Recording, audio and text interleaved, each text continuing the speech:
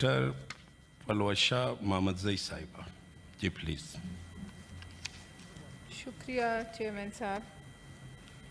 वैसे तो चूँकि मेरे वालिद साहब का इंतकाल हुआ है और मैं तकरीरें नहीं करना चाहती थी, लेकिन क्योंकि ये धरती हमारी माँ है और जब माँ की तरफ कोई हाथ बढ़ाए तो फिर अपना गम और सोग पीछे डाल देना चाहिए। लिहाजा इस मौके की मुनासबत से सबसे पहले आपका शुक्रिया कि आपने मुझे बोलने की इजाज़त दी। जनाब स्पीकर, अल्लाह ताला मुसब्बबुल अस्बाब है और वो तमाम ऐसे असबाब पैदा करने पर कादिर है कि तमाम दुनिया में मुसलमानों की हुकूमत कायम हो।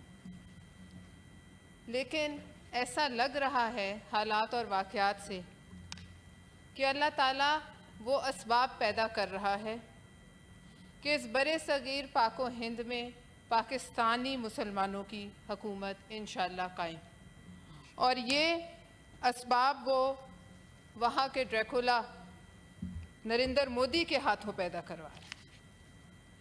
जनाब स्पीकर, इस बात में कोई दो राय नहीं कि इस वक्त मोदी और नेतन्याहू का आपस में गठजोड़ है। अगर कोई मुल्क और अगर कोई शैतानी कुव्वत अपने पूरे शैतानियत के साथ मोदी के साथ खड़ी है तो वो इज़राइल है, और ये पहली दफ़ा नहीं है।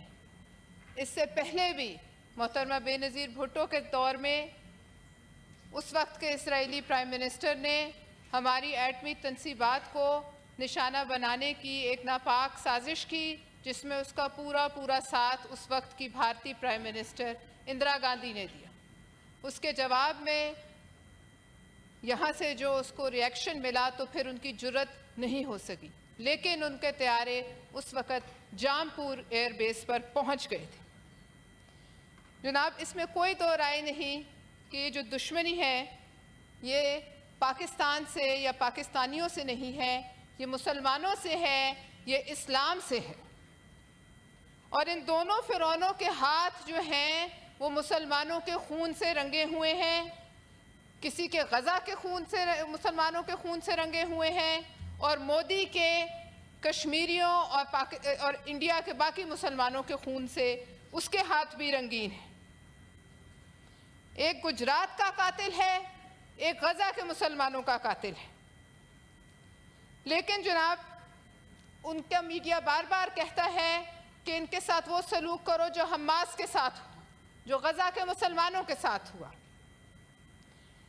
उनको सेनेट ऑफ पाकिस्तान की तरफ से ये पैगाम जाना चाहिए कि अगर कोई हाथ इस तरफ बढ़ता है तो फिर जो उनकी ताकत की अलामत है दिल्ली का लाल किला, उसकी फसीलों ने भी फिर ऐसा कुछ तो खून नहीं देखा होगा जो वहाँ बर्पा होगा, और जिसकी गवाही वो सदियों से जिसने नहीं देखी होगी और वो सदियों तक उसकी फसीलें गवा रहेंगी। जनाब चेयरमैन, हुगो शावेज ने एक बड़े दुश्मन को, अपने से बड़े दुश्मन को मुखातिब करके कहा था कि हमारे पास बंदूकें भी हैं, हाथ भी हैं, दरख्त भी हैं, और अगर दुश्मन ने कोई कोशिश की तो हम इनकी लाशों को अपने दरख्तों पर लटका देंगे। जनाब, आज हमारी तरफ से भी यही पैगाम इन्हीं अल्फाज में भारत के उन लोगों को जो यहाँ अपने नापाक अज़ाइम जो है वो आज़माना चाहते हैं, उन तक जाना चाहिए।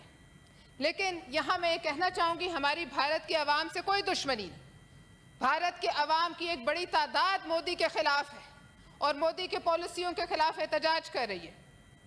और अगर जनाब ये पाकिस्तान को गज़ा समझते हैं तो मोदी को ये बावर करवा देना चाहिए कि ये गज़ा नहीं है, इराक़ नहीं है, लिबिया नहीं है, ये एक एटमी ताकत है।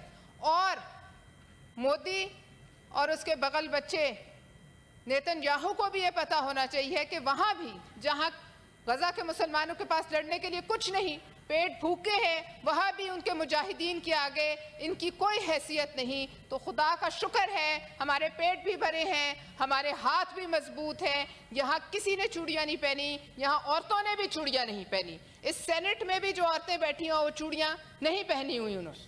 जनाब,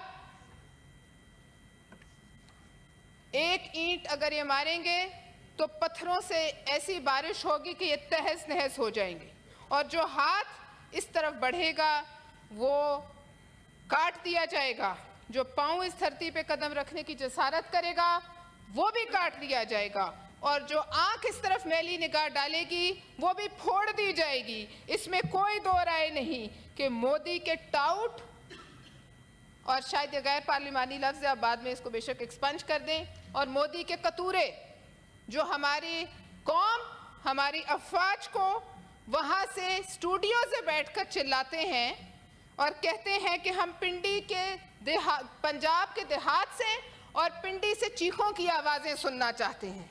तो सबसे पहले उनको ये मालूम होना चाहिए कि लाशें शहीदों की चाहे पंजाब में जाएं, चाहे खैबर पख्तूनख्वा में जाएं, चाहे सिंध में जाएं, चाहे बलूचिस्तान में जाएं, वहाँ कोई मातम नहीं करता, वहाँ लोग मुबारक लेते हैं। तो ये किससे लड़ रहे हैं जब इन्हें पता ही नहीं कि शहादत क्या है, और जिस मुल्क पर ये हमला करने आ रहे हैं वहाँ तो तैयार है लोग मरने के लिए, तो ये क्या जंग लड़ेंगे। जनाब, ढोलक की थाप, मैं सॉरी आपको, ये लिस्ट मेरे सामने बड़ी लंबी लिस्ट है, अगर जी मुझे 2 मिनट दे दीजिए। जी जी प्लीज, मैंने कल सारा दिन इंतजार किया। जी जी। जनाब, ढोलक की थाप और जो जंगी घोड़ों की टाप होती है उसमें बड़ा फ़र्क होता है, और जो 100-100 करोड़ की फिल्में बनाते हैं उन्हें ये पता होना चाहिए कि रक्सो सरूर की महफिल और मैदान जंग में बड़ा फ़र्क होता है। और जिस फ़ौज के बलबूते पे इतनी बड़ी बड़ी बातें करते हैं और पाकिस्तान को धमकाते हैं, तो ये पता होना चाहिए कि उस फ़ौज में तकसीम है। उस फ़ौज का कोई सिख सिपाही, कोई सिख फौजी पाकिस्तान पर हमला करने को तैयार नहीं है, पाकिस्तान से जंग करने को तैयार नहीं है, क्योंकि उनके लिए गुरु नानक की धरती है, उनके लिए ये पाक धरती है। इस धरती के चप्पे चप्पे पर गुरु नानक के कदम पड़े हैं।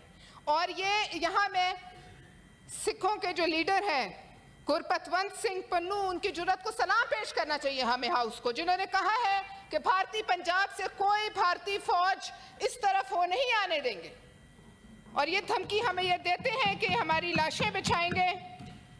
तो इनको पता होना चाहिए कि फ़ौज सिर्फ 6-7 लाख नहीं है, यहाँ 25 करोड़ लोग जो हैं वक्त आने पर ये फ़ौज के साथ हैं, और ये इंशाअल्लाह ताला सिपाही बनेंगे। जनाब, मैं ख़त्म करती हूँ और मैं कहती हूँ कि भुट्टो साहब ने कहा था हम 1000 साल जंग करेंगे, और बिलावल साहब ने भी उन्हीं की बात को रिपीट किया है और कहा है कि अगर यहाँ पानी नहीं बहेगा तो खून बहेगा दरियाओं में। मैं सिर्फ ये कहूँगी कि वो वक्त दूर नहीं है कि जब बाबरी मस्जिद की पहली ईंट उसकी बुनियाद में पिंडी से एक आम सिपाही लगाएगा, और उसमें पहली अजान पाकिस्तान का सिपह सलार आसिम मुनीर देगा। बहुत शुक्रिया।